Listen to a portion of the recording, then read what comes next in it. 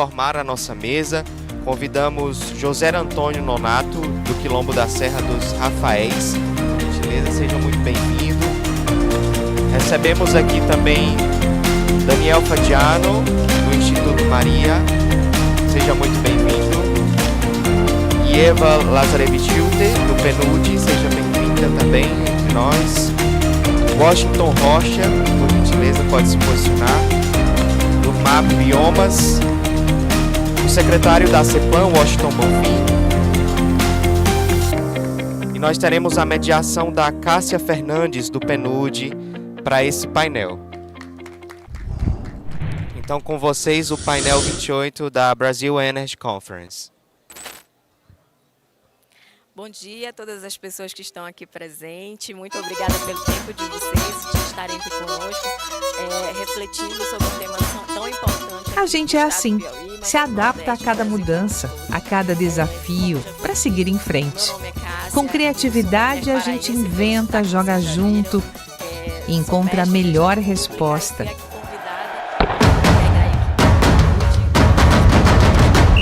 A gente aprende rápido, se dedica, multiplica e diversifica. A gente é brasileiro.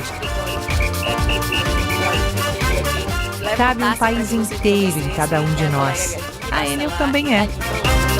É brasileira como a gente. Com muita garra, nosso time está em campo dia e noite com a missão de oferecer um serviço cada vez melhor. Desafiador, né? A gente tem uma presença múltipla aqui de atores para pensar e falar sobre desenvolvimento territorial no contexto desse processo de transição de energias renováveis. E a gente vai fazer 2 blocos de perguntas. E os nossos convidados, a gente já combinou as perguntas, né, que nós vamos fazer. Eles vão ter entre 5 e 7 minutos para fazer suas reflexões, porque a gente também quer ouvir vocês, então a gente também quer deixar um tempo destinado para isso. Como eu já ressaltei, é um desafio grande nesse painel. A estratégia de energias renováveis que o Estado do Piauí vem liderando é de grande importância para o desenvolvimento sustentável no Brasil e também no mundo. Mas também é uma oportunidade da gente fazer uma transformação para a vida daquelas pessoas que vivem aqui. E para isso é fundamental que as comunidades locais, a academia, a sociedade civil, bem como os governos, tanto nas suas várias esferas, estejam integrados, pensando em maneiras de reduzir possibilidades de impactos ambientais e sociais nos territórios e também como aprimorar a participação dessas pessoas para que se gere mais emprego, para que se gere acesso a direitos e também preservação do meio ambiente. E é com esse desafio que a gente vai passar agora para o nosso primeiro bloco de perguntas. E nós vamos começar com o senhor José Nonato, né, José Nonato? Eu queria que o senhor comentasse para a gente qual a importância desse tema das energias renováveis para o desenvolvimento das comunidades quilombolas e dos outros povos tradicionais aqui no Piauí.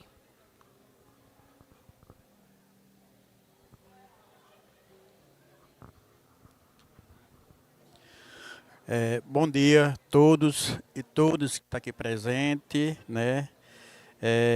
O meu nome é José Antônio Nonato, conhecido por Zezito. Eu sou liderança quilombola na minha comunidade remanescente de Quilombo, Serra dos Rafaéis, fica no município de Simões, estado do Piauí, né? Na fronteira de Piauí com Pernambuco, né? E quanto à pergunta que ela falou, é o seguinte, energia renovável para as comunidades hoje é uma realidade, né? E lá atrás, quando eles chegaram a primeira vez, a gente achava que não ia para frente, né? Só que a gente está enganado quando a gente pensou que não, aí já estava dentro das comunidades. Então, energia renovável para as comunidades tradicionais e povos tradicionais, ela é o seguinte, energia, de toda forma, todo mundo necessita de energia, né? E se a energia vem, né, energia renovável, ela deveria vir de uma forma mais segura, de uma forma menos prejudicais às comunidades, território, né? Porque assim, a energia hoje nos territórios, ela é real. Ela é real. Não tem mais aquele negócio de não, que vai chegar, não, já chegou e é real e ela não vai parar. Então, a gente necessita de energia, bem verdade, sim. Agora, só que assim, a gente precisa que a energia viesse, mas que ela viesse com segurança, viesse não prejudicando tanto as comunidades, viesse para fortalecer, né, a comunidade. Porque, por exemplo, eles quando vai fazer a propaganda, eles dizem que o progresso está chegando, né, e a gente não é contra o progresso, né. A gente quer que o progresso venha, mas que ele venha com segurança. Ele venha para melhorar o país, melhorar o estado, melhorar o município e também melhorar as comunidades, né? Os territórios que tanto sofrem, né, com as faltas de políticas públicas. Então, seria mais ou menos dessa forma que eu acho que deveria ser implantada as energias renováveis. E apesar de falar energia renovável, gente, infelizmente eu não acho que seja renovável. É energia renovável que destrói a natureza, energia renovável que traz doenças para a população, energia renovável que traz o desgaste, traz o estresse, tanto para as pessoas, o ser humano, quanto para os animais. Então, eu acho que essa não é energia renovável. Aí eu me pergunto hoje, né, daqui a 5, 10 anos, como é que vai estar o nosso Nordeste, nossas comunidades, com implantação com tanta energia que está sendo implantada, né? E aí, como é que vai viver meus netos, né, meus bisnetos futuramente? Quer dizer, eu vejo a energia renovável dessa forma. Energia é bom, mas da forma que está sendo implantada, eu não concordo e acho que não está certo. Então, aqui a gente está bem para construir um documento para que possa mudar essa implantação de energias renováveis no Nordeste, né? Eu acho que é mais ou menos por aí assim, pode ser? Muito obrigada, senhor José. Muito importante as reflexões sobre os impactos realmente que acontecem nas comunidades a partir dos projetos. E agora a gente vai ouvir o Daniel, como ativista socioambiental. Daniel, qual é a participação qual é a importância da garantia da participação de comunidades como a do senhor José Nonato nesse processo de pensar projetos de energia renováveis? Bom dia a todos e todas. É um enorme prazer estar dividindo o meu conhecimento e aprendendo junto com vocês nesse importante evento. Queria parabenizar aqui a fala do seu Zezito. O pouco que eu sei, que eu pude aprender sobre esse tema, foi com o meu professor, que é o seu Zezito, foi acompanhando a instalação do complexo eólico Ventos de São Zacarias no território do seu Zezito, que é um território quilombola. E espero poder dar alguns pitacos aqui e somar, né, junto com todos os pensadores e pensadoras que estão aqui, para que a gente possa implementar um modelo sustentável, justo, democrático.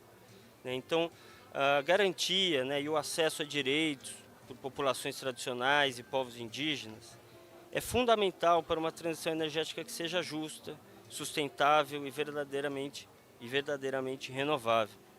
O avanço dessas energias que hoje em dia são chamadas de limpas, como energia eólica, energia fotovoltaica, as hidrelétricas, muitas vezes tem sido marcada por modelos extrativistas, que reproduzem as mesmas violações socioambientais que, por exemplo, extração de combustíveis fósseis, especialmente quando desconsideram os modos de vida e os direitos territoriais dos povos tradicionais. Essas populações tradicionais, elas ocupam territórios estratégicos para a produção de energia renovável. mas frequentemente são excluídas das decisões que afetam diretamente as suas vidas. Muitas vezes as decisões já chegam prontas e vão impactar justamente aqueles que não participaram da tomada de decisão. Então, o que eu estou dizendo aqui? Que a ausência de uma consulta livre, prévia e informada, como determina a Convenção 69 da Organização Internacional do Trabalho, a ausência dessa consulta, o desrespeito às demarcações territoriais, a imposição de grandes projetos sem as salvaguardas adequadas, resultam em impactos devastadores, deslocamentos forçados, perda de territórios sagrados, contaminação de águas, desmatamento e rupturas culturais, às vezes o próprio colapso comunitário quando chega. Isso para falar do território, mas também impacta aqui, porque se você impacta o território do seu Zezito, a cidade vai comer o quê? Aonde está a nossa autonomia alimentar? Está nele. Então, continuando, né, a transição energética, na verdade, ela é muito mais do que uma troca de matrizes energéticas. Eu entendo a transição energética como um chamado profundo, um grito do nosso tempo por uma transição de modos de vida. Não existe uma transição verdadeira se ela não transformar também a forma como a gente vive, como a gente consome, como nos relacionamos com o planeta e como nos relacionamos entre nós. Essa é a transição da qual a reboque pode vir uma transição energética. É uma transição de modo de vida. Então a natureza ela já está dizendo com clareza que a gente chegou no nosso limite. Os cientistas das Nações Unidas, né, através dos painéis climáticos, já comprovaram e alertaram os riscos eminentes. Não tem mais como adiar. A crise climática, os eventos extremos, as pandemias, os desmatamentos, os rios secando, o aumento do calor, tudo isso é um sinal que a gente precisa mudar. E não é mudar um pouco, é mudar radicalmente. Essa é a orientação do painel climático das Nações Unidas. Não sou eu que estou falando isso. E aí vem a pergunta, né? E qual que é o papel das comunidades e povos tradicionais nisso tudo? Eles são um farol. Eles carregam no seu modo de vida, nos seus saberes ancestrais, a chave para um futuro possível. Um futuro que não rompa com a natureza, mas que caminhe junto com ela. São eles que nos mostram que é possível viver de outra maneira, de forma mais justa, mais equilibrada, mais viva. Então, garantir a participação desses povos significa reconhecer a centralidade na preservação da biodiversidade. A contribuição da comunidade do seu Zezito, ela é milenar na gestão sustentável de ecossistemas. Temos também que preservar a autodeterminação. Isso fortalece a construção de modelos energéticos alternativos, que são baseados na justiça climática, na equidade e no respeito à pluralidade de saberes. Então, encerrando aqui nessa primeira pergunta, sem uma escuta ativa, sem o protagonismo de povos indígenas e comunidades tradicionais, a transição energética corre o risco de ser apenas uma pintura verde sobre velhas estruturas coloniais. A verdadeira inovação tecnológica, ou a verdadeira inovação do saber, do conhecimento, está em incluir aqueles que historicamente foram os mais impactados, e incluir aqueles que historicamente foram excluídos das tomadas de decisões e que hoje podem ser os maiores guardiões de um futuro sustentável. Muito obrigado. Obrigada, Daniel. E Eva, pensando no que o senhor Zezito já disse e o Daniel, como é que o tema das energias renováveis pode ser um acelerador de desenvolvimento territorial, pensando na prosperidade econômica dos territórios, mas também no direito das pessoas e na preservação do meio ambiente? Então, eu acho que até a própria pergunta já traz alguns aspectos ali, né? Eu destacaria 3 palavras ali, né? Aceleração, desenvolvimento e território. Tá? Se a gente pensar em território, a gente tem vários cortes ali para se pensarem. A gente pode falar de comunidade específica, a gente pode falar de um município, de um estado do Brasil, Nordeste, Brasil, América Latina, o mundo, né? Então, assim, tem todas essas perspectivas e cada perspectiva ela pode trazer aspectos diferentes. De ponto de vista global, sem dúvida nenhuma, mudar de petróleo, de gás para sol, para água, para vento, algo que não acaba, certamente é muito positivo. A gente acaba reduzindo efeitos nocivos de uso de recursos que um dia não só vão acabar, como acabam impactando o nosso ambiente, acabam impactando a nossa terra. Então, sem dúvida, no âmbito global, qualquer mudança para renováveis já acelera. No caso, seja América Latina, seja Brasil, seja Nordeste, a pergunta fica um pouco mais complicada, né? Porque se a gente começa a mudança sem refletir nesse aspecto territorial, como que se reequilibra a matriz econômica, como que se reequilibra a base de impostos, como se reequilibra até a própria infraestrutura, que anteriormente estava direcionada para um jeito de produzir e agora está se reorientando para outro jeito de produzir, como que a gente muda essa conjuntura para garantir que efetivamente essa transição ela traga efeitos, ela traga resultados desejados.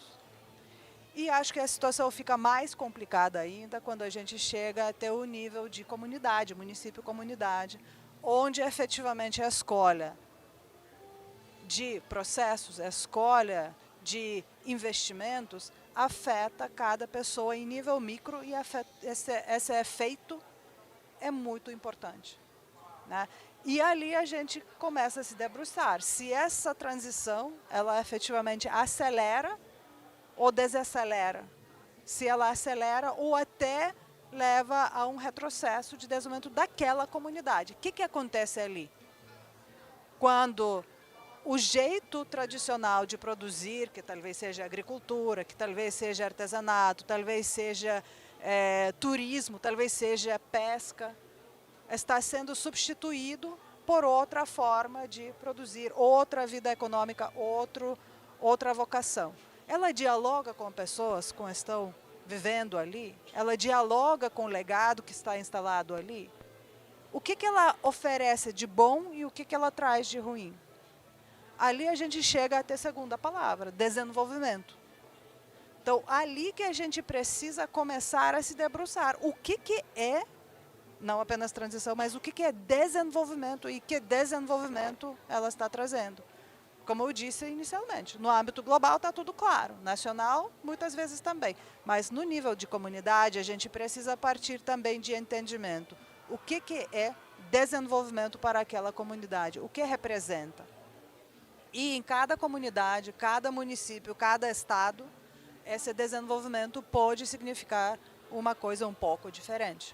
Então, nesse sentido, eu acho que é muito importante que, como os colegas aqui de mesa já falaram, que o diálogo na instalação de algum empreendimento, de formulação de algum plano de desenvolvimento econômico do Estado, do Nordeste ou do país, partisse dessas perguntas muito claras. O que significa desenvolvimento para nós, na coletividade, mas também para nós em cada uma dessas comunidades que vai ser afetada?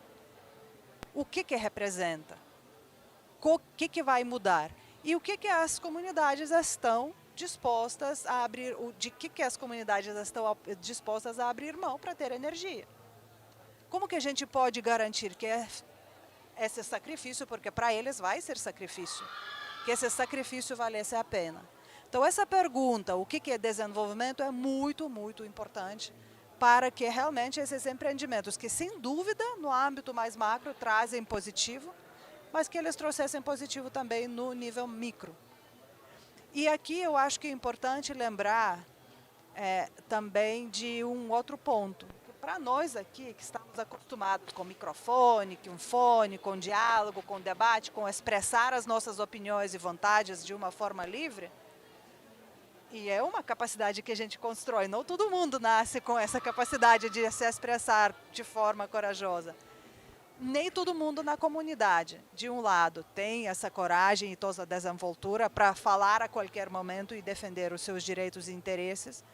E também, às vezes, nem são condicionados culturalmente. A gente, muitas vezes, no nosso trabalho, por exemplo, encontramos grupos de mulheres que não estão acostumadas necessariamente a defender o seu direito e o seu interesse.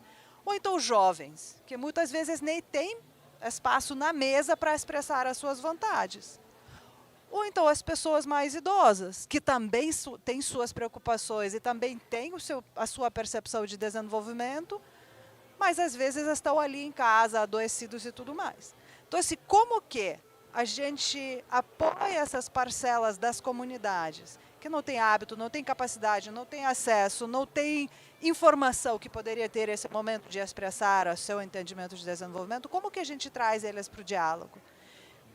E eu acho que, então, para ter essa aceleração por trás de transição energética, transição da matriz econômica, a gente precisa ter alguns protocolos. Eu fico muito feliz que nessa conferência, até por interesse, né, da CEPLAN, por interesse do próprio governo do Estado, que se atentou efetivamente que realmente alguma coisa estava faltando, propus trabalhar nessa direção. Como que o protocolo de instalação desses empreendimentos, no mínimo no Piauí, né, secretário, mas quem sabe inspira outros estados também, pudesse ser aprimorado, para que efetivamente pudesse entender melhor o que é desenvolvimento e como a transição energética e transição de matriz econômica para uma matriz verde poderia, então, dialogar com preocupações dessa cada comunidade de uma forma diferente, de uma forma que pudesse trazer aceleração em vez de retrocesso ou então uma certa estagnação, para que efetivamente sacrifício não fosse mais sacrifício, mas uma oportunidade. Então, eu acho que é muito interessante, eu vou ficar muito curiosa para saber os resultados sistematizados desse laboratório que está olhando para a aceleração, transição energética e como que ela se traduz para o desenvolvimento das comunidades.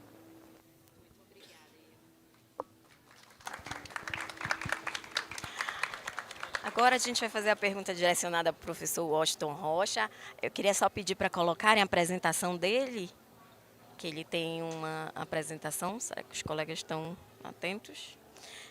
Para o professor, a gente fez a seguinte pergunta: qual é a relação entre as energias renováveis e a proteção de um bioma como a Caatinga? E qual a importância desse processo de transição para o enfrentamento da emergência climática nos territórios? Pode colocar? Está com ele, né? É isso aí. Bom dia a todas, a todos, e agradecer aqui e parabenizar a organização, né, por esse evento, cumprimentar aqui os parceiros aqui da mesa.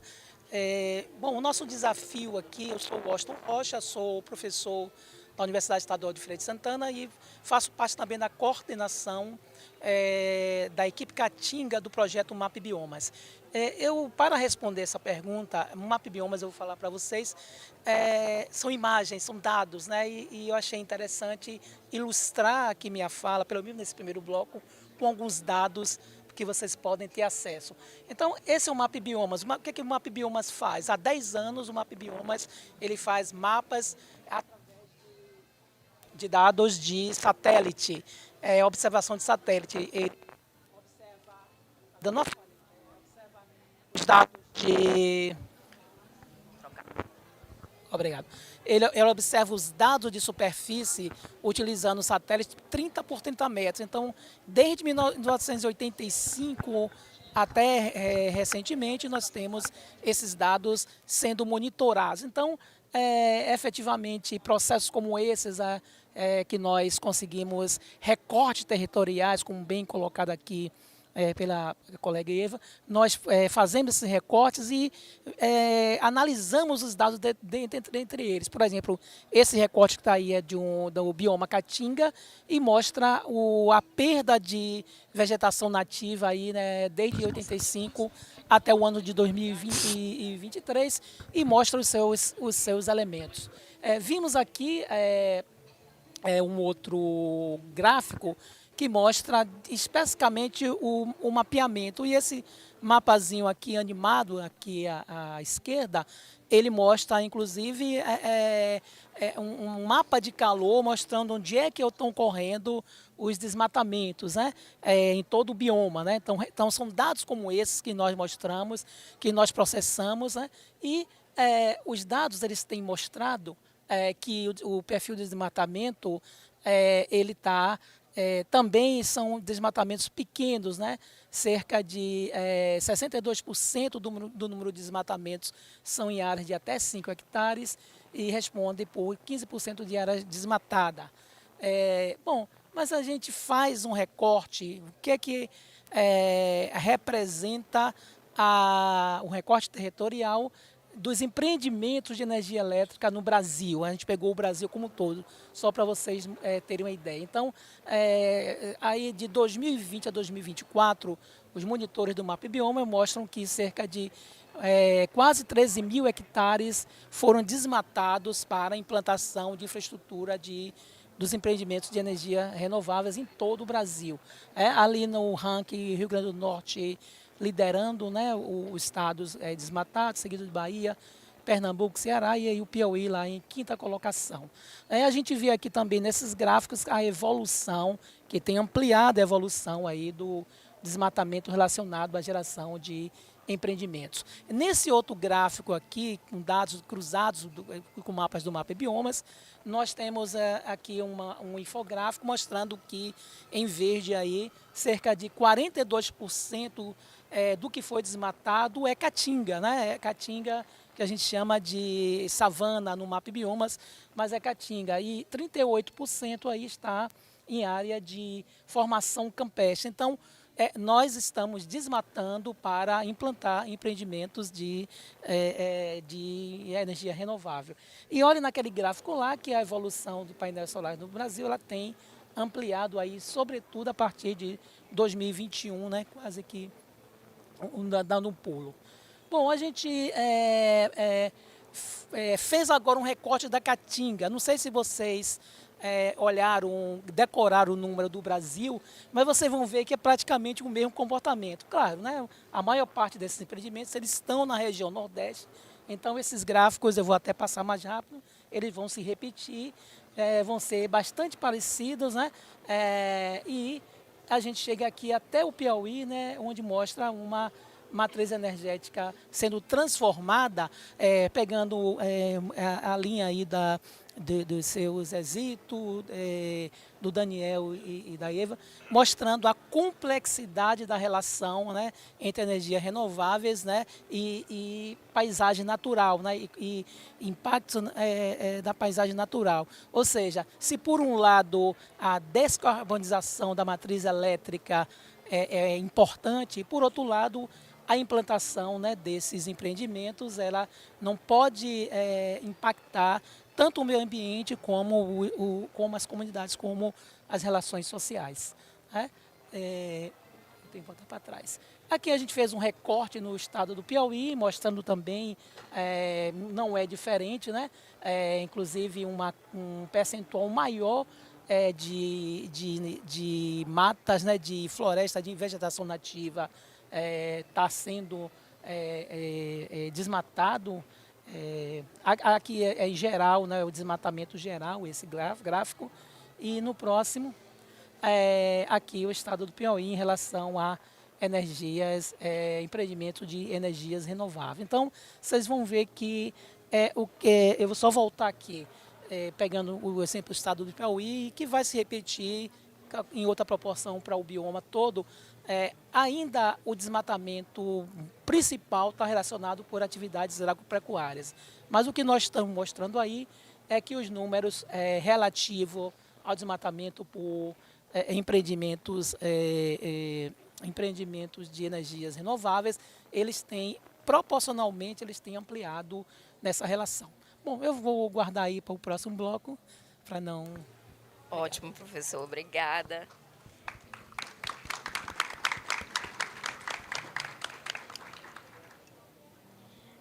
Secretário, vários pontos complexos, né, nós ouvimos até agora, né? A gente ouviu sobre a necessidade de engajar e se preocupar com a realidade das comunidades locais, a necessidade de fazer esse equilíbrio entre aceleração e desenvolvimento ligado ao territórios, a esses territórios, suas especificidades, e também essa interação do meio ambiente, né? Você investe numa energia limpa, mas que também causa impactos, como o aumento do desmatamento. Então, secretário, a gente queria lhe ouvir sobre, considerando esse contexto, como o senhor observa que esse processo de transição para energias renováveis pode impulsionar o processo de desenvolvimento territorial nas diferentes localidades do Piauí, considerando todo esse contexto complexo que nos apresenta. Pergunta fácil de responder.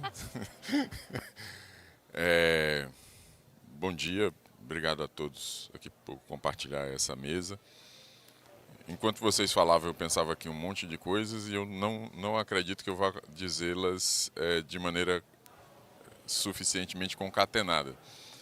Mas acho que a gente tem 3 tipos de problema. Primeiro, assim, a abordagem como um todo, na realidade, vai do macro, que é a necessidade que você tem de mudar a matriz energética, não só brasileira, mas mundial, né? Para que você tenha a oportunidade de ter mais vida na Terra, mais anos de vida na Terra, até o micro, como é que essa necessidade macro impacta lá na comunidade, né, do seu Zezito, no trabalho que o Daniel faz. E isso é, assim, para dar uma dimensão do tamanho do problema. Você tem uma necessidade mundial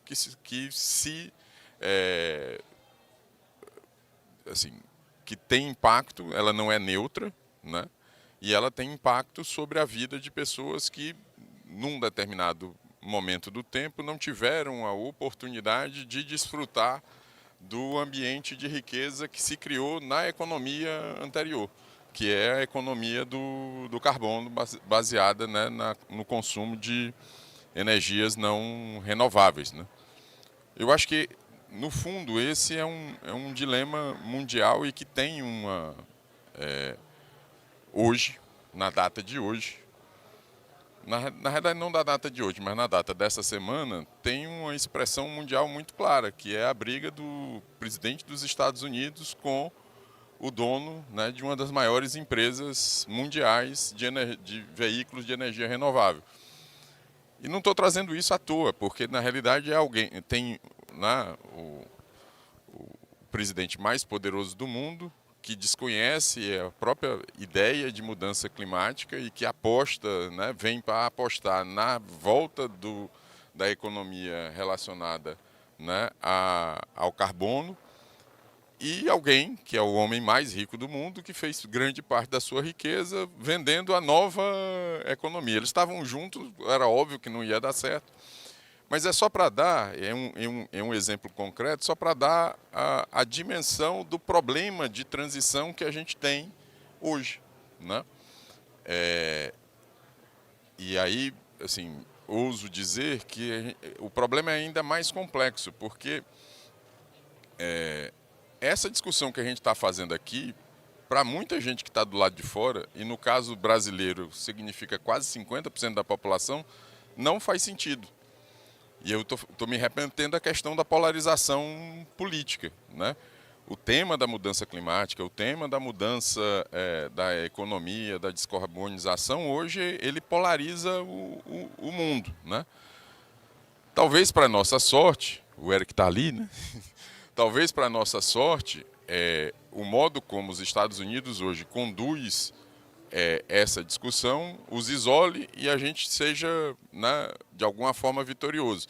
Mas nós não temos a menor ideia, né, do quanto isso vai custar no médio prazo. E já está custando, né, porque você vai retirar da maior economia do mundo, né, a sua potência, você vai tirar das melhores universidades do mundo, né, a capacidade de fazer ciência na ponta.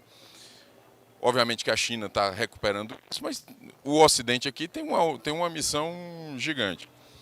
E, bom, o que é que isso tem a ver com o Piauí, com o governo do Piauí, com, né, a Secretaria de Planejamento? Infelizmente, né, para nós, enquanto Secretaria de Planejamento, tudo, né?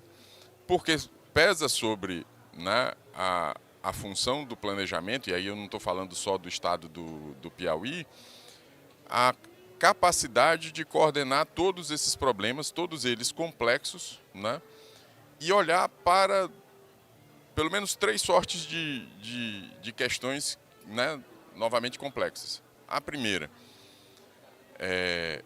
nós temos claramente, enquanto Estado, uma oportunidade grande, como o governador diz, a oportunidade de sair da primeira revolução industrial para a quarta sem passar pelas outras duas no meio. Acho que esse é a grande visão de futuro, é o porquê, inclusive, dessa conferência, com tantos estudantes, para, né, maturar na cabeça deles a oportunidade que o Estado tem. O que eu acho mais bacana da Brasil Energy Conference é isso. Se fixar num calendário, né, com um parceiro internacional importante e trazer gente para fazer a cabeça, né, de uma maneira diferente, numa outra pegada. Vai demorar, é caro, tal, mas vale a pena porque é um investimento de longo prazo. Então esse é o primeiro ponto. Como colocar o Piauí nessa discussão. O segundo ponto, né, é que essa discussão, como eu disse lá atrás, ela não é neutra. O professor Washington aqui, 2 Washington na mesma mesa, 2 Washington no mesmo governo, mostrou isso, e o Zezito e o Daniel colocaram, né, de maneira muito clara. Isso exige, né, do ponto de vista institucional do governo, não só o do Piauí, os governos do Nordeste e o próprio governo federal, ter estratégias claras de mitigar os problemas que estão acontecendo. Até porque, e aí me permitam, seria injusto, eu tenho um colega da universidade, do departamento de filosofia, eu acho que ele já aposentou, ele é assim bem, vou chamar doido, eu não vou dizer o nome, mas ele dizia uma coisa interessante. Vem cá, por que que a gente, né, por que que lá fora, na Europa, nos Estados Unidos, fizeram o que fizeram e somos nós que vamos pagar? Né? O governador gosta de dizer, por exemplo, o fato de que o mercado de carbono ainda não é uma realidade, né? Quer dizer, nós não somos pagos por termos preservado, né? E temos o dilema de termos que, né, avançar num novo modelo. É a Caatinga que tem o melhor sol e principalmente o melhor vento para essa transição. Então aí a gente tem, né, um segundo problema, que é um problema de enfrentar essa dicotomia dentro dessa transição, que né, não é simples. E o terceiro ponto é o ponto tem relação com os outros dois, obviamente, mas assim, é o ponto de como estruturar governos para lidar com os conflitos que surgem desse próprio modelo, né? Você não pode, né? Vou arriscar aqui uma palavra, você não pode ter um sentido ambientalista radical de pura preservação, porque você perde a oportunidade, mas você não pode ser, né, desenvolvimentista de um ponto que você destrua o próprio ambiente e as comunidades dentro do ambiente, né, de maneira irrevogável, assim, né, sem retorno.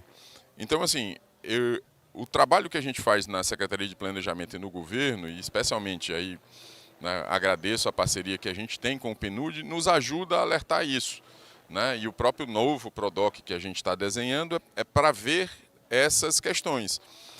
Para ser muito sincero, a gente ainda tem muita dificuldade de lidar. Por exemplo, uma coisa, eu mal consigo convencer os colegas dentro do governo, né, de que a gente precisa de um lugar para dirimir conflitos como esse, né, que acabou de ser colocado, ou conflitos como os que que o PNUD apoia em São Gonçalo, do Gurgueia, né?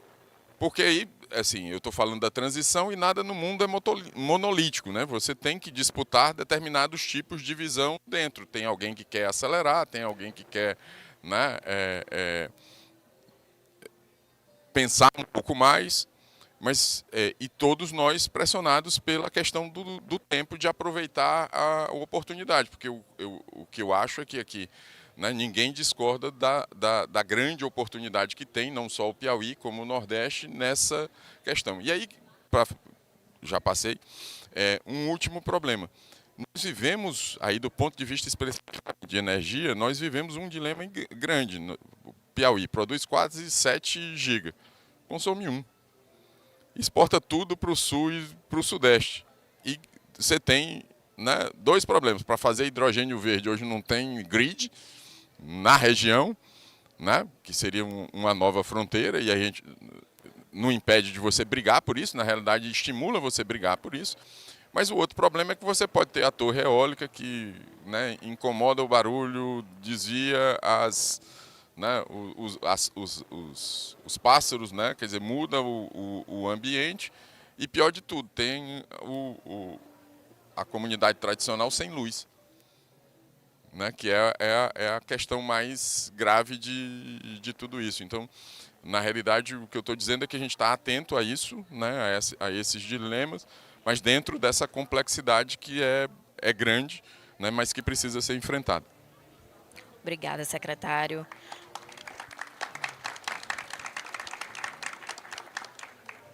Agora a gente vai passar para o nosso segundo bloco de perguntas.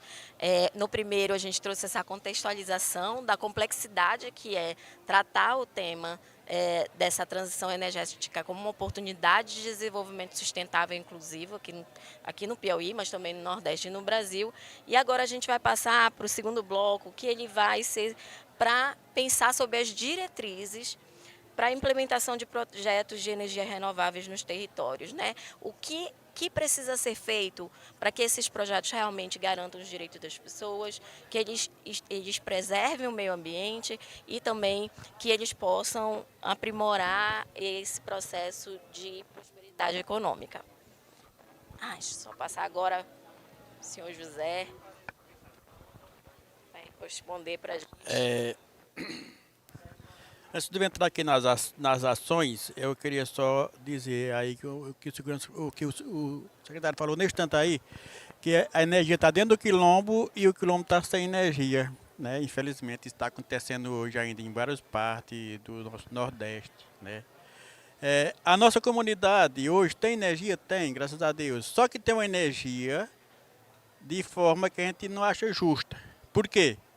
Porque nós produzimos energia dentro do nosso território e pagamos a R$ 1,60 por cada quilowatt de energia, lá na zona rural. Você imagina, né, ter energia e você pagar uma quantidade dessa para poder você ter uma energia na sua casa. Quer dizer, é um negócio meio complicado, né? Mas sim, mas vamos lá, as ações. Quais são as ações que traz... Quais seriam as ações que você acha que são importantes? Importante para o planejamento do território. Pronto. Desde que ações que ela venha beneficiar o território, a comunidade em si e todo o território, que sejam bem-vindas. Agora, sejam ações vindas como para beneficiar todos, né? Por exemplo, nós fomos atingidos pelo complexo eólico e a gente não teve nenhuma ação que viesse beneficiar a comunidade ao todo, né? Por exemplo, quando o projeto chegou na nossa comunidade, a gente discutiu com ele durante 2 anos e as comunidades circunvizinhas, onde o projeto ia passar, ficou sem estrada.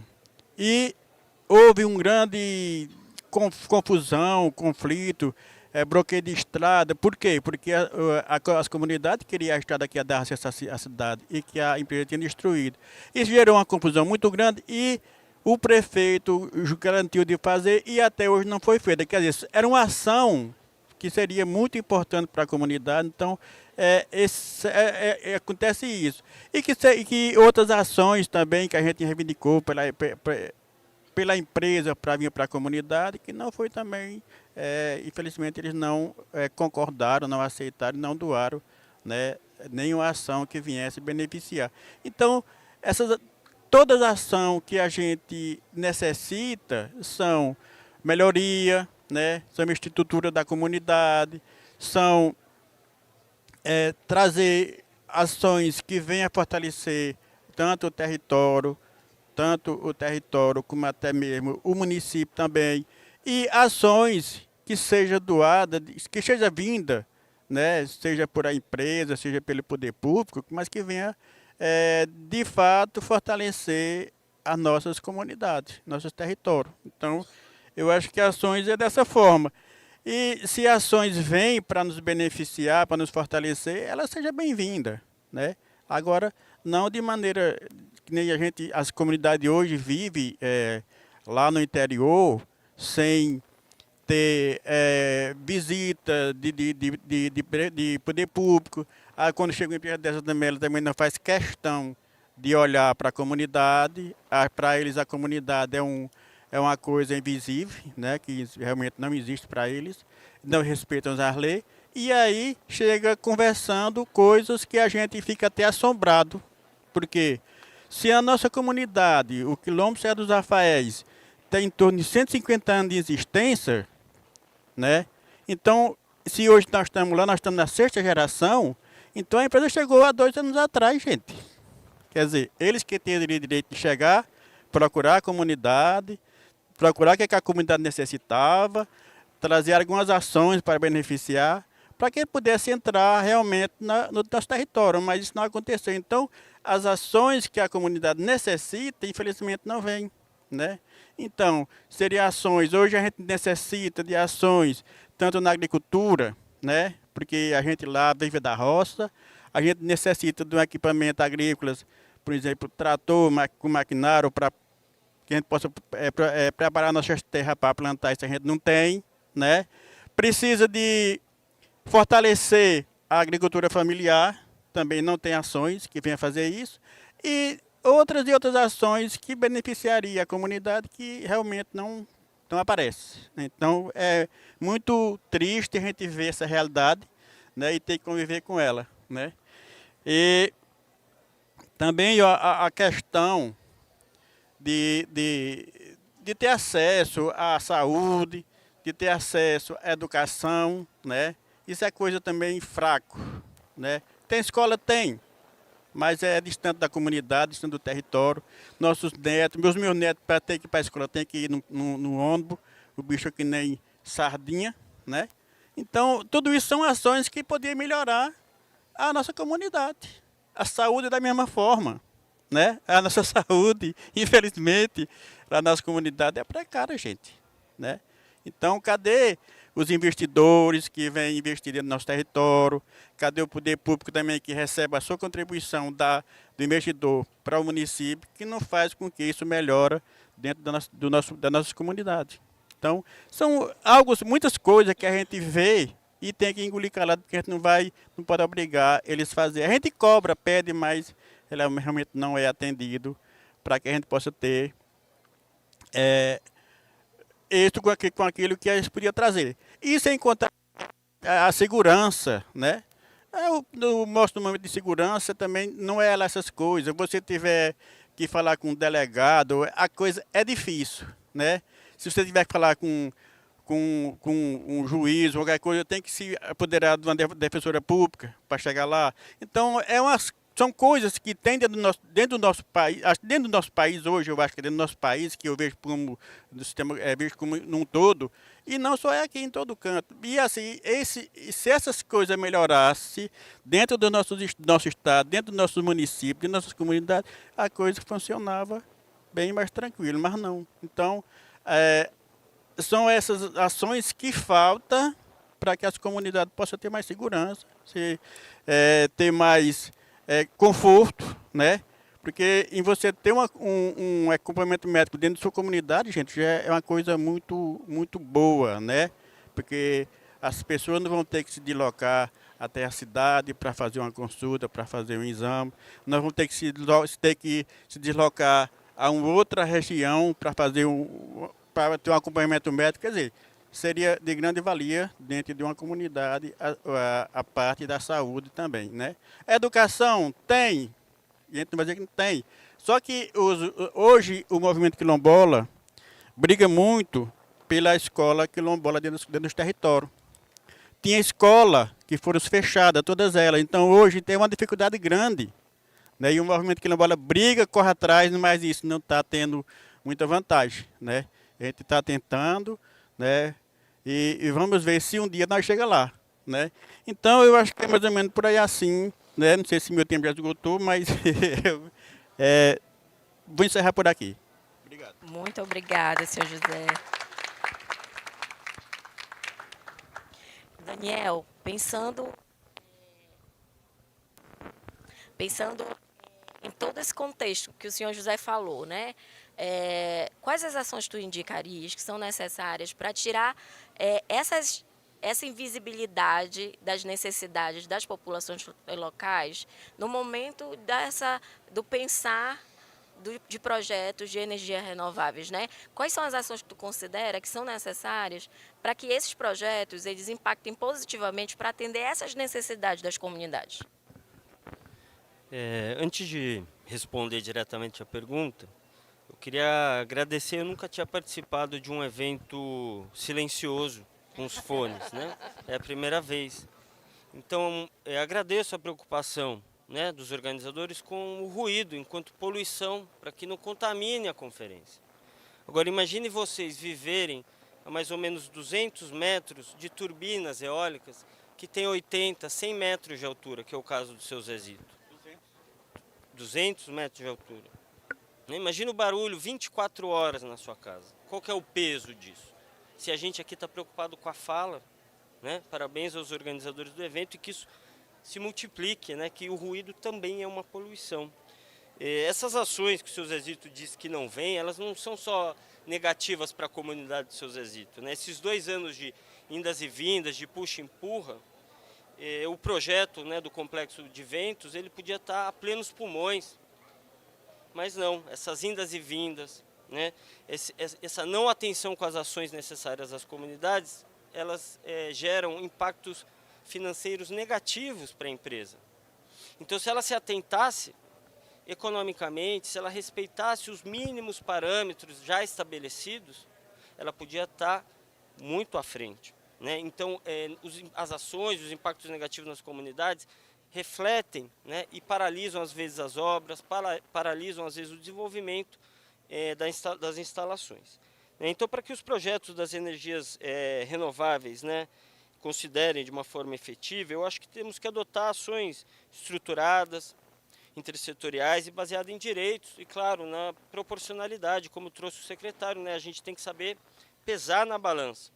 Eu poderia aqui citar alguns exemplos, mas eu vou focar no direito à consulta, que eu acho que ele abarca de maneira geral.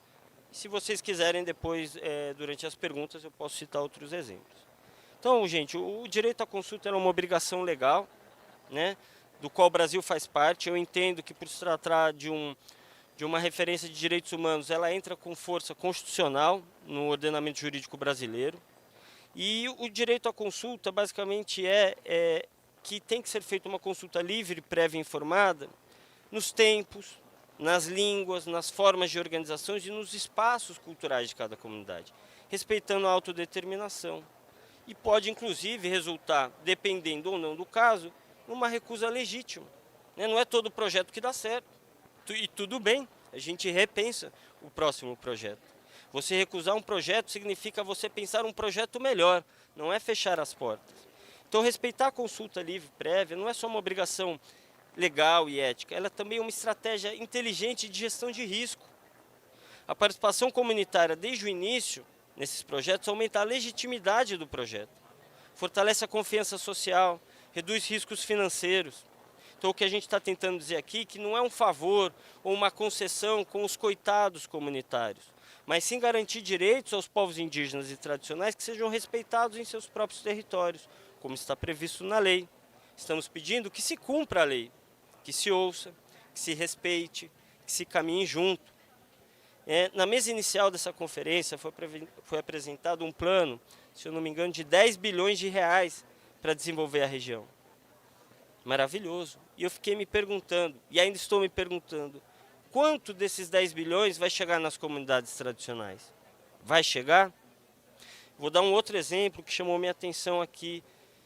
Um colega na mesa citou em outra mesa, né, a tragédia do Rio Grande do Sul. E ele falou que os impactos, né, e os gastos feitos pós-desastre poderiam ser diminuídos se 50% do gasto na recuperação fosse investido antes. Só que ele coloca investir em preparar a cidade para o enfrentamento climático. E honestamente isso me assusta um pouco, porque eu acho que não é enfrentar o clima. Né? Você não se enfrenta o clima, como se fosse uma batalha com o inimigo externo. O que a gente precisa é de um investimento sério e estruturado na superação das crises climáticas. Esses investimentos não podem se restringir, obviamente, às cidades. Eles precisam, sobretudo, acontecer no campo, na zona rural, nos territórios, onde vivem quem? Os guardiões da biodiversidade. É a biodiversidade que vai superar a atual crise climática. E estão intimamente conectados biodiversidade e comunidades tradicionais. Né? Hoje a ciência é clara, a principal causa das crises climáticas é a devastação dos ecossistemas e a supressão da biodiversidade. E a própria ONU já reconhece, com artigo científico, que os povos indígenas e comunidades tradicionais são os principais guardiões e defensores dessa biodiversidade. Então são eles que, ao manter o seu modo de vida tradicional, protegem os territórios e seguram o colapso do planeta. Então, eu fico pensando, né, por que eles continuam, na maioria das vezes, sendo ignorados? Porque muitas vezes se insiste em não investir onde realmente importa. A minha resposta, ela vai em raízes profundas e antigas, chegando num racismo estrutural, num racismo ambiental. Essa forma que hoje ainda nega o valor, ainda nega a voz, ainda nega poder aos povos tradicionais, que são os que mais fazem pela preservação da vida. Essa incapacidade histórica do Estado brasileiro e da sociedade em geral de reconhecer esses povos como protagonistas e não como obstáculos ao desenvolvimento. Então, superar as crises climáticas não é uma questão técnica ou puramente econômica, é também uma questão de justiça. É preciso mudar o centro das decisões. É preciso escutar, respeitar e investir nas mãos que cuidam da terra. Então, bora garantir o nosso futuro, né? Acho que é um pouco disso que a gente está falando aqui. Bora investir de verdade nas comunidades e nos povos tradicionais. O modelo que está sendo desenhado aqui no Piauí, ele tem a chance de se tornar uma referência mundial, com parâmetros justos, inclusivos, democráticos e, acima de tudo, sustentável. Então, eu aproveito aqui e fico muito feliz com a presença do secretário. Me sinto à vontade para fazer um convite direto. Vamos, né, pensar juntos. Né, estamos totalmente à disposição para construir da melhor maneira possível com o que sabemos e o que vivemos. A gente quer fortalecer as comunidades tradicionais para que eles sigam defendendo os territórios e a biodiversidade. Então, se houver interesse aqui do secretário, né, tanto eu, a minha organização, o Instituto Maíra, o grupo do seu Zezito, a gente está à disposição. Por que a gente não organiza um mutirão de elaboração de protocolos de consulta? Para que as regras sejam claras e transparentes, para que o investidor ele saiba onde ele está pisando, para que ele possa fazer com que o capital flua com a velocidade e o tempo necessário. Então vamos fazer mutirões de elaboração de protocolos de consulta, vamos ouvir os territórios, vamos respeitar os tempos e as vozes, vamos deixar essa marca histórica no Piauí, que pode liderar uma transição com justiça, com escuta e com raízes. Muito obrigado. Muito obrigada, Daniel. Uma excelente proposta de criar esse mutirão e muito obrigada por se colocar à disposição para participar desse processo de construção, que o senhor Zezito também já participou ontem da construção do protocolo. Porque a gente, quando aproxima muito, ele falha. E Eva, entre os pontos aqui, o seu Zezito já indicou que os projetos precisam estar atentos às necessidades das comunidades locais, né? Não só suprir a questão da energia, mas também suprir as outras necessidades das comunidades, de acesso à educação, saúde, segurança pública. O Daniel abordou muito sobre o ponto do engajamento desde as consultas, mas não só as consultas prévias, né, Daniel, mas no processo de implementação, de monitoramento desses projetos também, do acompanhamento. E quais as ações tu consideras que são importantes para que esses projetos realmente eles venham colaborar para o desenvolvimento dos territórios? Obrigada, Cássia. Então, primeiramente, eu acho que eu queria relembrar também, né, que como a gente até viu nos mapas, né, do Washington Rocha aqui, né, que é muito claramente assim, é um processo dessas instalações, né, de renováveis que é bastante recente. O que isso significa? Isso significa, né, que a gente também está lidando com os seus efeitos de uma forma mais recente. Claro, tinha outros processos anteriores que a gente já podia aprender vários aspectos, mas muitas coisas elas vieram e se instalaram sem que a gente soubesse de tudo que pode e vai acontecer e como que prevenir aquilo. Então é um aprendizado. Eu acho que qualquer projeto, qualquer protocolo, qualquer processo que a gente esteja desencadeando agora, ele tem que levar esse aspecto em conta. É um processo, empreendimentos, tecnologias que são novas. Então a gente precisa deixar um pouquinho de margem para até erro, porque a gente vai aprendendo, mas ao mesmo tempo deixar algumas medidas embutidas que pudessem a gente refletir com uma certa periodicidade para ver o que não está funcionando e aprimorar, para que a gente pudesse ir melhorando na medida em que a gente vai aprendendo, enxergando o que está dando certo, o que não está dando certo. Então, acho que é um ponto que precisamos pensar em uma conferência como essa troca bem honesta que nós tivemos no laboratório, que a gente está tendo aqui, é essencial para isso. Então, acho que é um ponto. Outro ponto, os projetos e os processos, eles não podem ser isolados um do outro. Aqui eu vou aprovar a placa solar, aqui eu vou aprovar uma torre, aqui eu vou aprovar uma barragem, aqui eu vou aprovar não sei o quê, né? Não, eles precisam fazer parte de uma estratégia de desenvolvimento. Eles precisam ter outros componentes dentro dessa estratégia que pudessem dar conta das demandas das comunidades hoje estão implantados. Eles precisam ter componentes que pudessem aproveitar melhor desse processo que está acontecendo. Aqui na conferência está sendo usado muito a palavra power shoring, né? Várias palestras mencionaram power shoring isso, power shoring aquilo. Isso é simplesmente um processo de melhor aproveitamento desses empreendimentos, dessa inovação. Como que um empreendimento de energia renovável possa desencadear uma industrialização, uma vida econômica nova, uma vida econômica que possa beneficiar o Estado, as suas comunidades de uma outra forma. Então, se eu só tenho ali torre, ela gera commodity, ela gera energia que vai embora.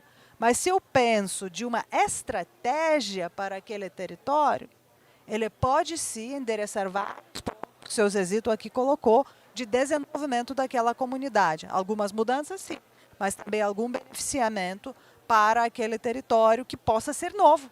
E poderia, inclusive, endereçar alguns pontos que a gente luta, como, por exemplo, a fuga dos jovens das nossas áreas rurais, que é muito forte.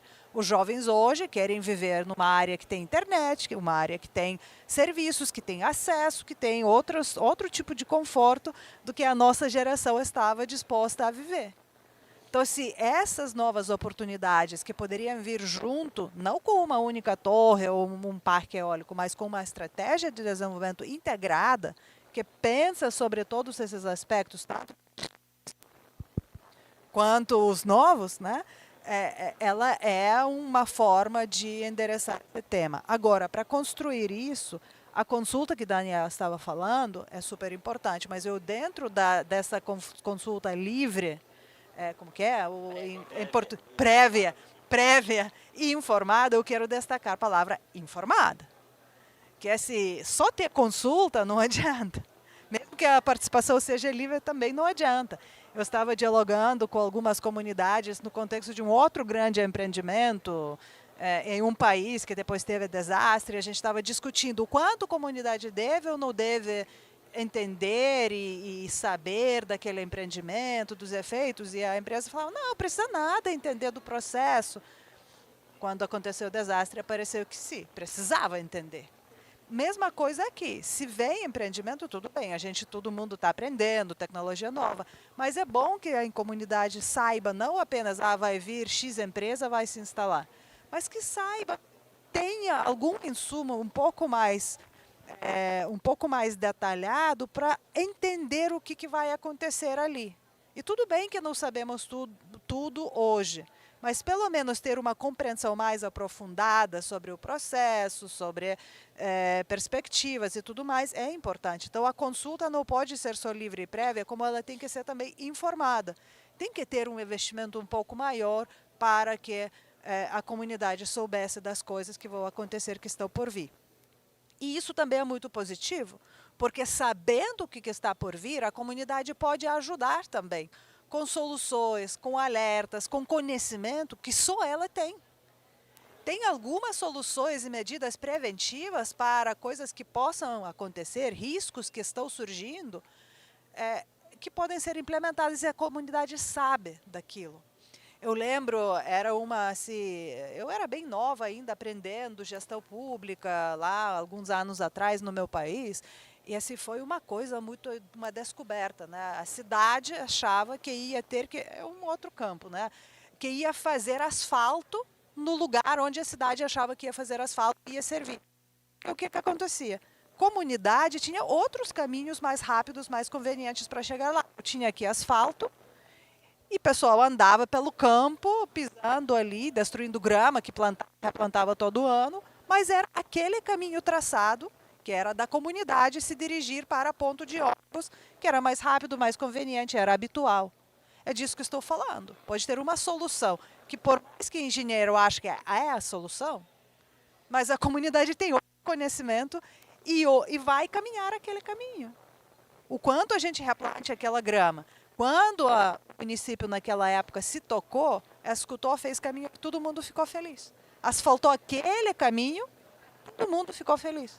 Não precisou gastar dinheiro, poupou, e a comunidade agradeceu pela atenção. Então, disso que estou falando. Às vezes, umas coisas muito simples, se a gente não tem essa compreensão, a gente não vai oferecer solução, e se a gente não tem humildade a entender que a comunidade pode ter solução, por mais que não tenha diploma de engenheiro, mas vai conseguir apontar, eu preciso escutar, a gente nunca vai chegar, então, a um processo que possa ser benéfico para todo mundo.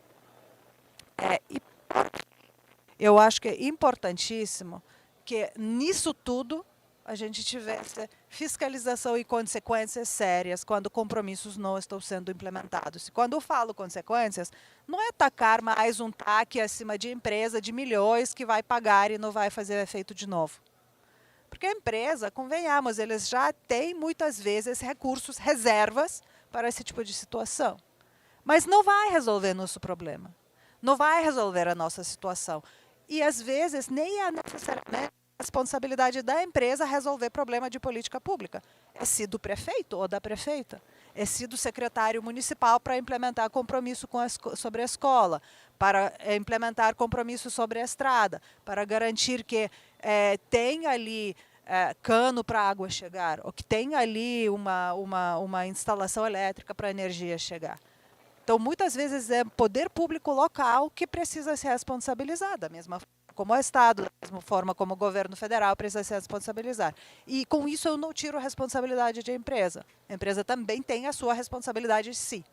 Mas só cobrar da empresa um dinheiro e acabou, não vai resolver a nossa situação. Esse dinheiro, tanto aquele que vem por meio de imposto, quanto aquele que é pago em multas e outras coisas, ele precisa ser convertido em política pública, em ação pública naquele local. Então, ali eu acho que também fiscalização e consequências sérias é extremamente importante. Novamente, um outro exemplo de outro contexto, né? Vocês sabem que resíduos sólidos é problema no Brasil. Legislação nacional não está sendo implementada há 10, 20, 30 anos. Né? Tem que ser implementada. Para poder entender como implementar melhor, fizemos uma visita rápida lá em Portugal, né, para alguns consórcios municipais, para alguns empreendimentos, para ver que solução tecnológica funcionava, que não funcionava. E uma das respostas mais chocantes para a missão brasileira foi de um município, o município do Porto, que contou como que eles erradicaram o lixão e tudo mais. E aí uma pergunta veio, mas como que faz obrigar o prefeito a conviver, fazer implementar? A resposta simplesmente foi, olha, legislação definia que o prefeito vai perder mandato se não cumprir com obrigação até tal data erradicar lixão. É simples assim. Então, implementaram. Não tinha outra saída. É disso que eu estou falando. Não falo tirar todo o mandato de todos os prefeitos, mas consequências, não só fiscalização, mas consequências precisam ser sérias o suficiente para atores todos envolvidos naquela questão. Não apenas está aqui na empresa, mas também para gestor público local, tem que ter consequência séria, a qual ele ou ela não conseguisse escapar, para garantir que recursos que vêm desses empreendimentos sejam efetivamente utilizados para beneficiar a comunidade, tanto as afetadas como o município como todo, na estratégia de desenvolvimento que possa valorizar o que está vindo, mas também valorizar aquilo que é tradicional ali. Obrigada, Eva. Ótimos pontos de reflexão. Professor Washington, a gente ouviu sobre que os projetos precisam garantir, né, impactos sobre as demais necessidades das comunidades, ouvindo, engajando as comunidades nos processos como um todo. E Eva também sugeriu que eles façam parte de um processo integrado de desenvolvimento, que haja a questão da fiscalização de consequências para quem não cumprir, né, e também do engajamento das comunidades com os seus conhecimentos tradicionais. E quais ações o senhor sugere para que a gente consiga mitigar esses impactos, né, desses empreendimentos no meio ambiente e pensando também em preservar, né, não só mitigar, mas também dar respostas às vezes e mitigar também. Então, Cássia, quando o secretário Xará, na fala anterior dele aqui,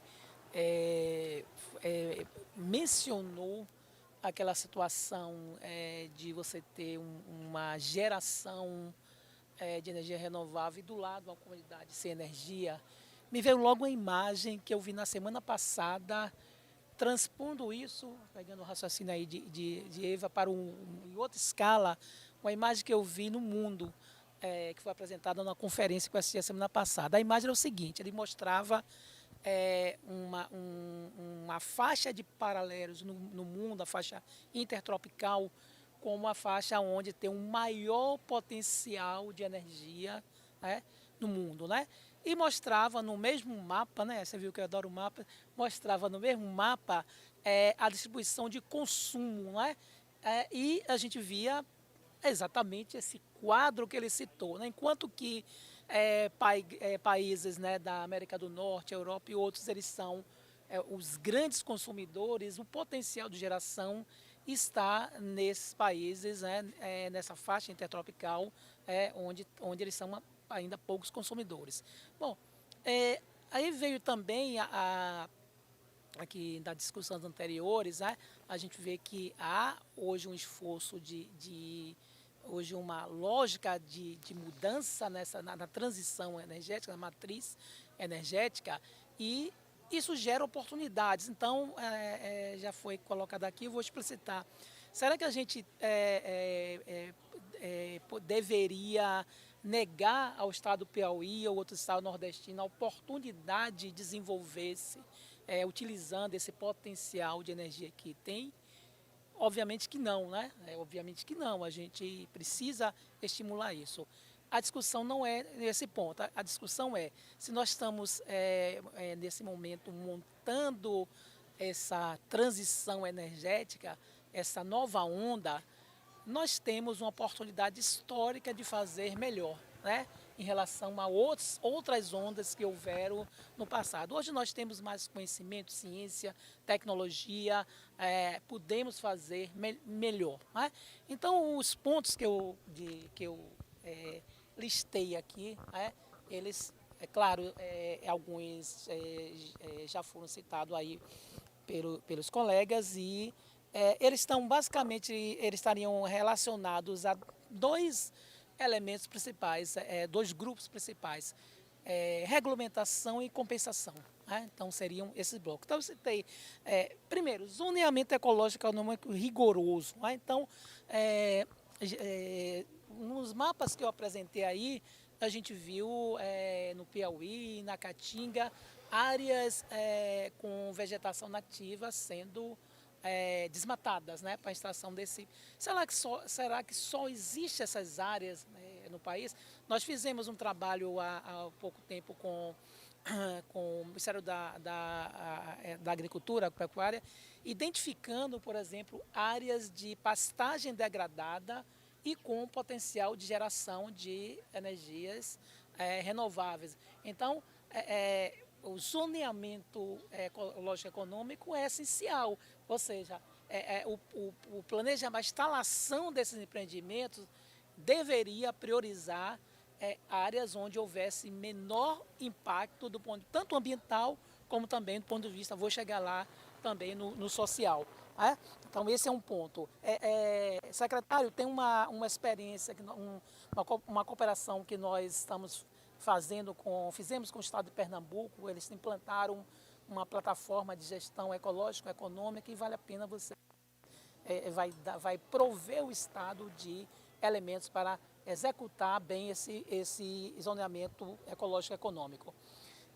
Análise de impacto cumulativa, esse é um outro ponto, né, essencial, né, porque nós estamos falando de energia renovável, mas temos outros projetos, temos mineração, então precisa-se ter, né, dentro desse planejamento, precisa considerar esse impacto cumulativo, né, de vários modelos que estão sendo implantados. Segundo, né, agora é onde entra aí o nosso mapa, monitoramento contínuo e uso de tecnologias espaciais, isso para acompanhar, para monitorar. Nossa primeira aproximação com o PNUD foi para monitorar, né, um projeto que o PNUD implantava visando a recuperação de áreas com potencial de desertificação. Então, o Map Biomas, ele está aí hoje, é uma plataforma gratuita. Seu Zezito pode entrar, pode olhar, os estudantes estão aqui, todos vocês podem olhar, é bastante acessível e vocês têm a oportunidade de acompanhar essa evolução, esses dados, né? Então, esse monitoramento contínuo, nós estamos, provavelmente tem outras iniciativas também, é importante. O licenciamento ambiental com critérios mais robustos, isso é um ponto, eu não vou detalhar aí, mas óbvio que está dentro do que nós colocamos aqui. Bom, e o outro ponto que eu queria colocar seria, assim, antes de passar para esse ponto, então, o que eu coloquei antes, zoneamento, implica em processos de locações mais rigorosos, ou seja, se temos que desenvolver essa matriz, vamos buscar aquelas que têm um menor impacto ambiental, menor impacto social. E o outro ponto o último ponto é a compensações e reabilitações de áreas degradadas e compensações também sociais. Por que na regulamentação essas empresas que estão recebendo a concessão para geração, por que elas não podem investir em compensações ambientais, por exemplo, contribuindo para o recatingamento, né? Um processo importante para a gente regenerar, né? O que foi feito no passado, nos erros que ocorreram no passado, inclusive coisas aí até de séculos atrás e que estão refletindo hoje. Por que também que essas mesmas empresas não podem fazer compensações sociais, né? O que é que, por exemplo, não custa nada ou quase nada às comunidades, né, que de alguma forma estão na processagem. Por que elas têm que pagar energia quando está gerando energia? Por que não pode se instalar, né, sistemas mais simplificados, mas que atendam a demanda dessas comunidades? Então, para mim, são soluções ou sugestões de soluções estão em regulamentação e compensações. Muito obrigada, professor Washington.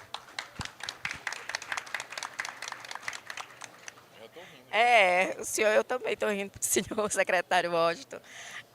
São pontos muito interessantes, né, para pensar esse desenvolvimento integrado, como a Eva falou, que a gente precisa ouvir e garantir as necessidades das comunidades, engajá-los em todos os processos, mas também pensar em compensação, fiscalização, engajamento dos municípios, né? Acho que foi um ponto também que a Ieva trouxe, que às vezes fica ali muito no limbo, né, sobre o papel dos municípios também nesse processo desse desenvolvimento territorial com base na transição energética. Quais pontos o senhor considera que são importantes, né, para que o governo consiga catalisar e estar alinhado com todos esses múltiplos parceiros para pensar nesse desenvolvimento integrado? A minha área de formação, na realidade, é ciência política, né? Eu sou formado em ciências sociais, fiz mestrado e doutorado em ciência política. E em algum momento eu li um cara chamado Douglass North, que é fundador de uma, né, corrente de pensamento sobre a questão do institucionalismo. Fiquei pensando que né, é um exemplo, o que aconteceu em Porto é o exemplo claro. Você muda a instituição para poder, né, forçar o determinado comportamento, a história do cinto de segurança e por aí vai. Por que eu estou dizendo isso? O Getter deve ter feito uma intervenção ontem. Getter é um consultor que a gente contratou através do PNUD, que deu uma olhada na nossa matriz energética e está nos ajudando a fazer um planejamento. Ele foi presidente da Copel, né?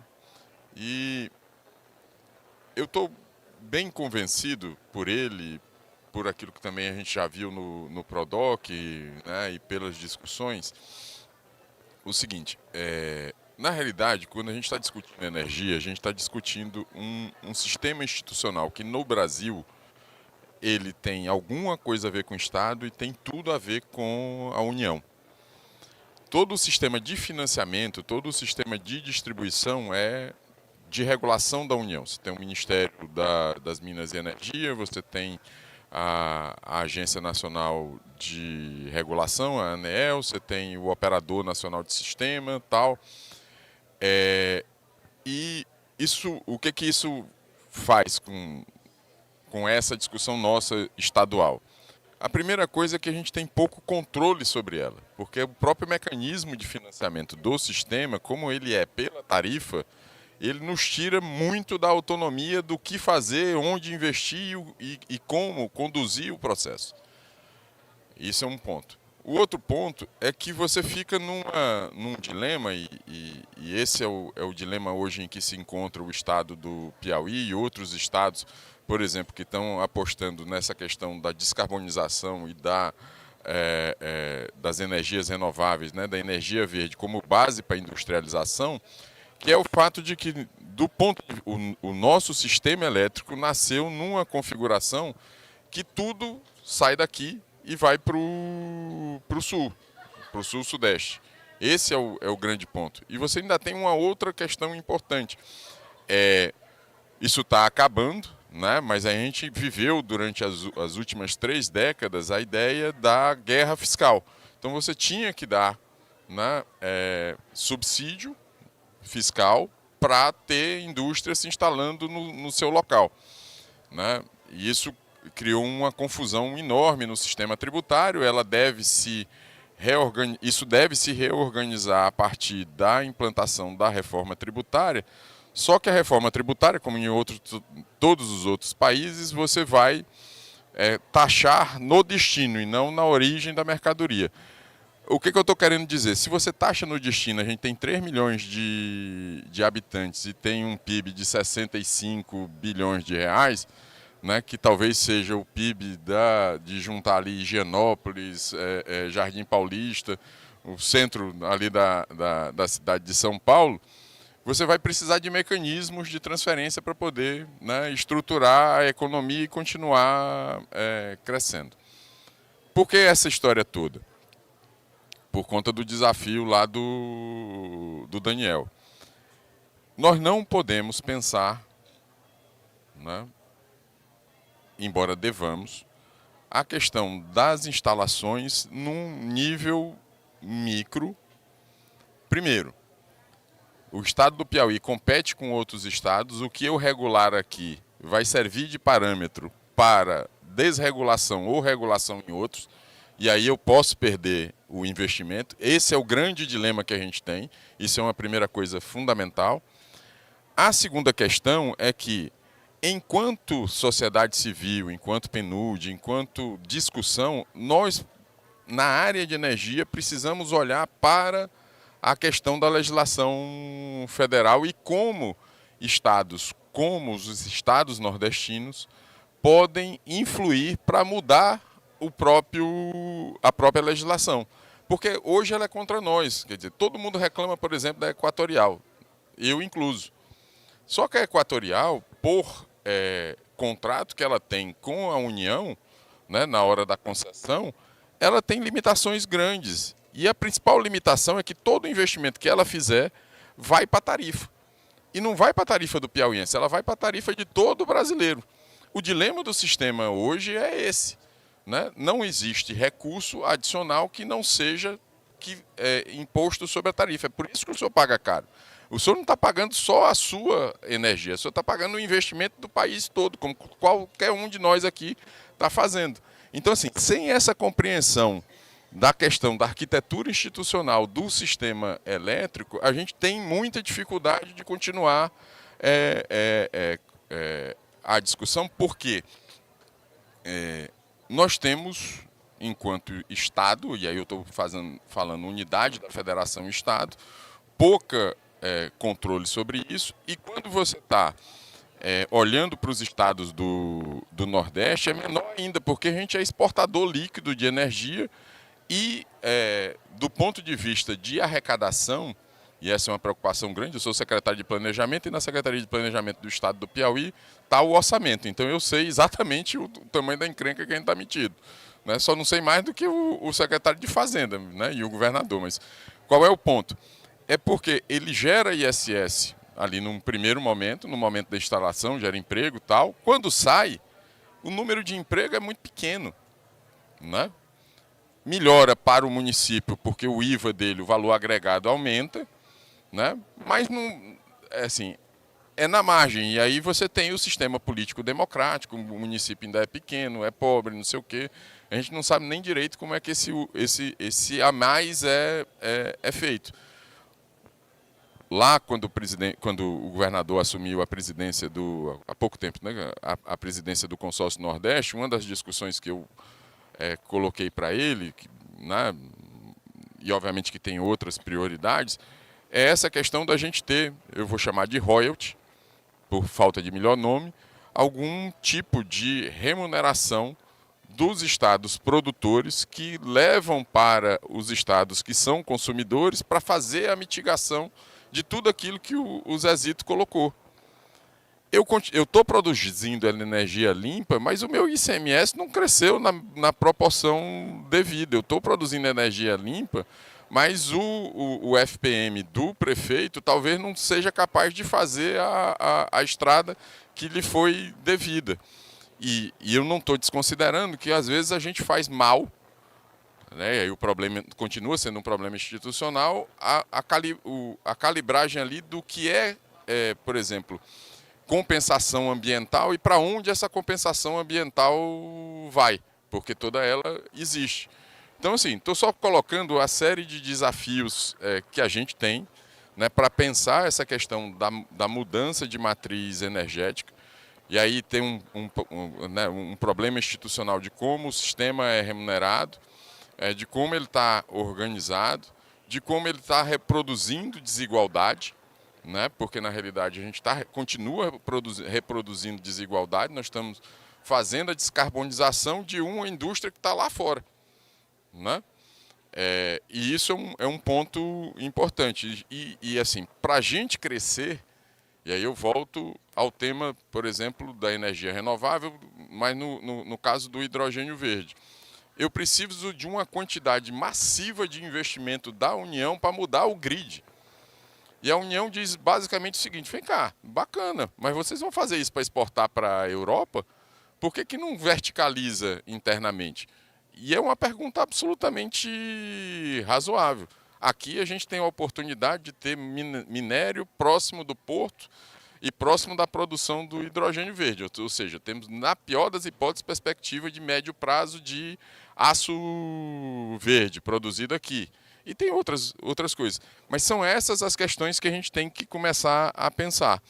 Para finalizar, eu aceito o desafio, vamos fazer a questão da escuta. Agora, vou me escudar na palavra da Ieva.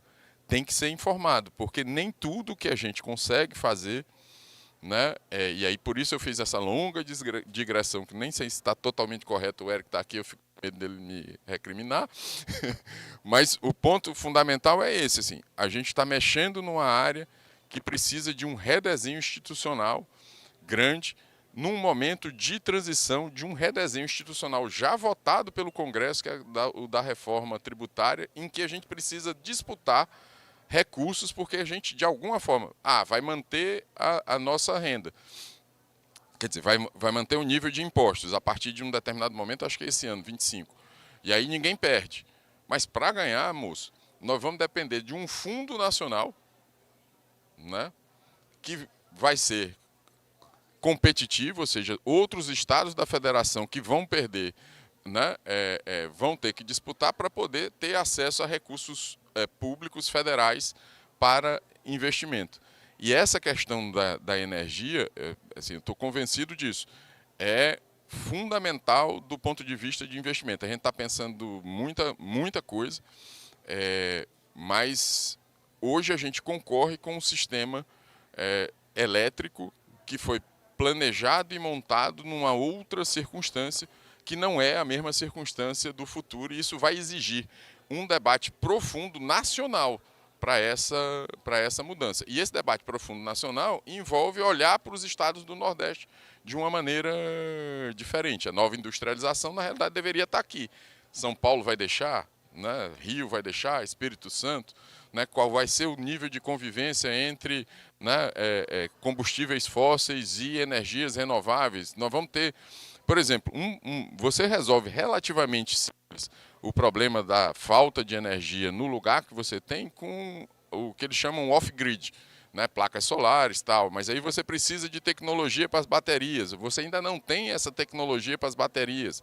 Então tem uma série de questões que a gente precisa ir discutindo, porque, novamente, vou fazer link com a primeira fala, nós estamos num processo de transição grande, né, em que a gente não tem controle de todas as variáveis, e dentro desse processo de transição, com uma discussão política que pode nos matar, né?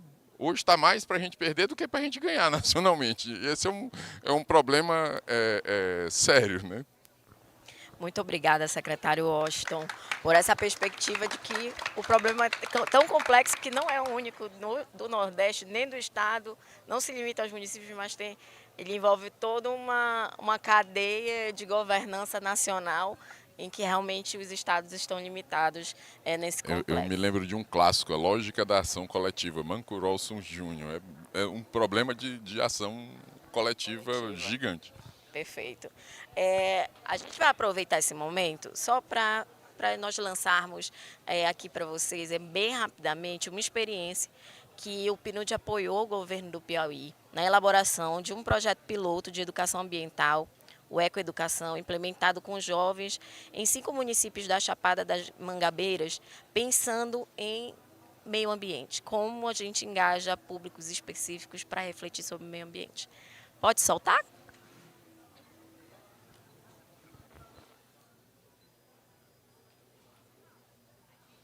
Tem áudio? Tá sem áudio.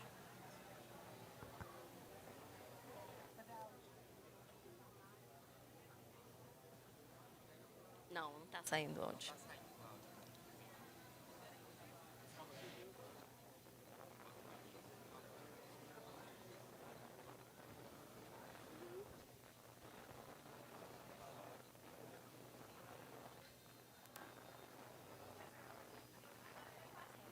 Pedro, enquanto a gente ajusta aqui, a gente vai ter um tempinho ainda para fazer pergunta depois do teaser, ele é 2 minutos. A gente vai ter tempinho ainda? Pergunta? Não? Tá estourado? Então tá, vamos ver se a gente consegue.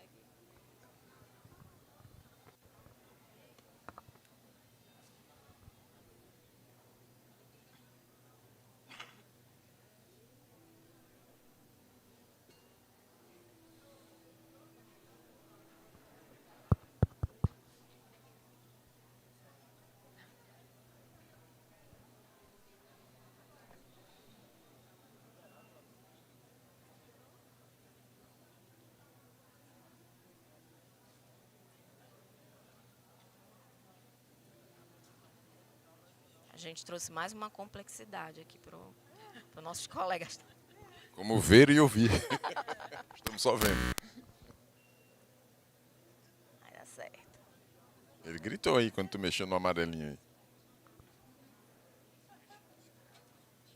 De um mundo sustentável. Foi, deu. Pode voltar.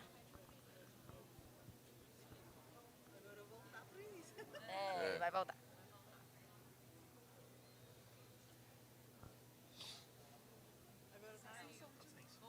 E a gente apanhava no córrego ali, subindo uma ladeira que parecia que ia para a serra. Eu carreguei muita água de lá. No meio do caminho, a gente tinha que prender a respiração, a gente tinha que ir preparado para tomar banho lá na cidade. Chegava o lixo lá no lixão e eles faziam a queimada.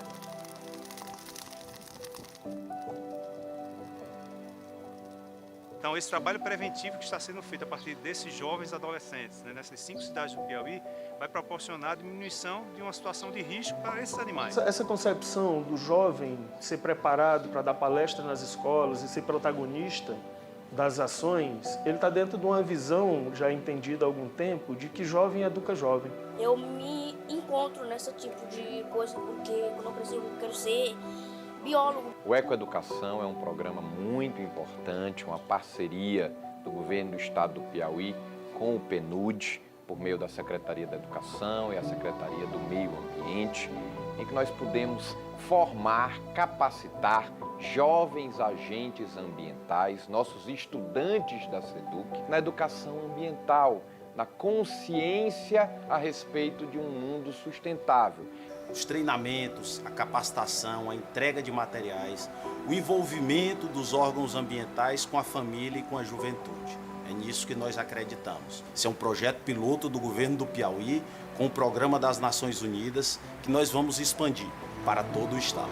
E poder dar àquelas crianças uma possibilidade de que, olha que legal, ela saiu, conseguiu fazer alguma coisa, então eu posso conseguir também.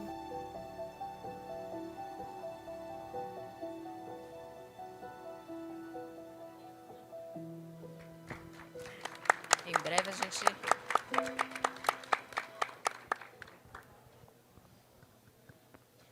O documentário já está no YouTube? Já? É só buscar Ecoeducação Piauí, né?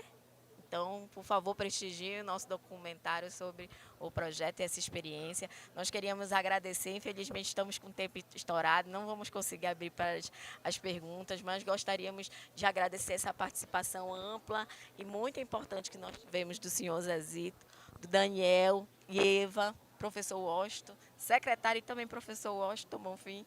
Muito obrigada e obrigada a todos. Obrigado. Voltaremos à programação às 14h.